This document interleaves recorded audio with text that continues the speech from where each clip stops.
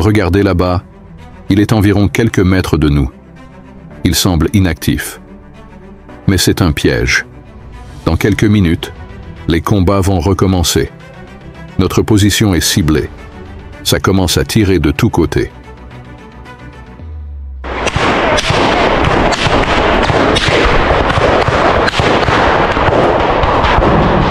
Ну чё, пойдём!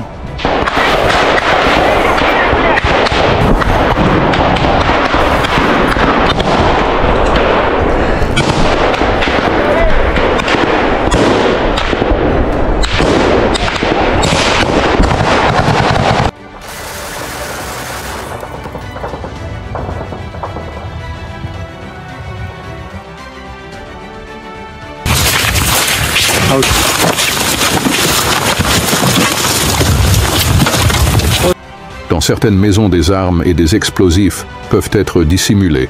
La prudence est de mise. Nous évoluons dans une zone potentiellement minée.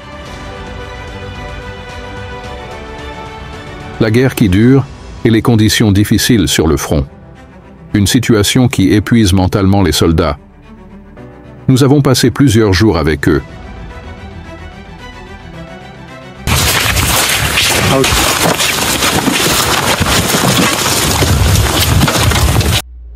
Parfois dans les tranchées d'argile et de terre, quand c'est l'automne ou le printemps. Nous sommes dans des cachettes sous terre avec des petits poêles pour se tenir chaud. Ils sont en guerre dans le Donbass et la Crimée depuis 10 ans déjà. Si elle dure encore 10 ans avec cette intensité, comme le dit l'un des soldats, nous n'avons aucune chance de survivre. Ensuite, vient le problème dû au manque d'effectifs. Des soldats épuisés, parfois engagés depuis le début de la guerre, ne sont pas remplacés. En plus, les jeunes soldats sont juste formés pour les envoyer sur le champ de bataille et ne résistent pas à la pression et à l'intensité des combats.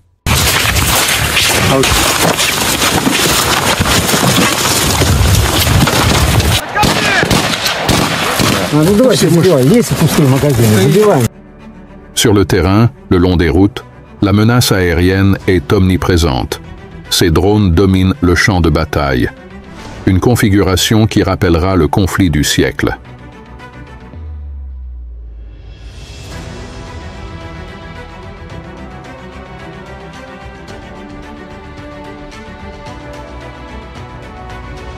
Pour cet exercice, des militaires professionnels sont mélangés aux volontaires qui ont signé un contrat. L'entraînement se fait à balles réelles.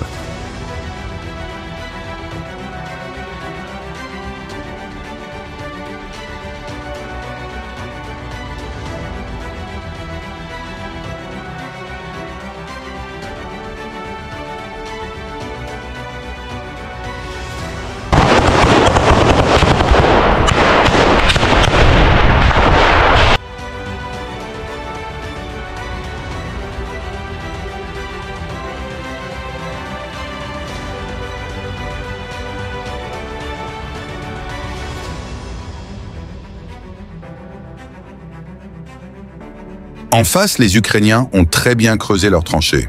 C'est vraiment le point important. Ils sont très bien installés. Autour de la ville Soudja, ils ont des défenses très puissantes. C'est pour ça qu'on a besoin de s'entraîner sur des tranchées.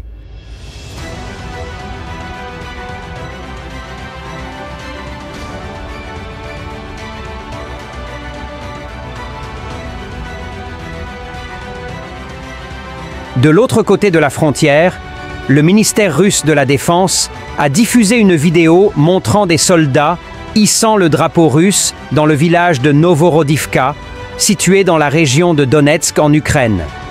En réponse, Kiev a mené tout au long de l'année des frappes intensives avec des missiles et des drones sur ces zones.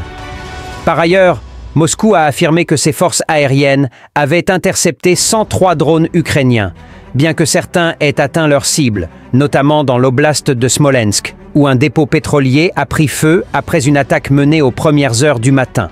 Selon l'Institut pour l'étude de la guerre, les troupes russes ont progressé d'environ 4000 km² en Ukraine depuis le début de l'année, marquant leur avancée territoriale la plus significative depuis mars 2022, lors de la première semaine du conflit.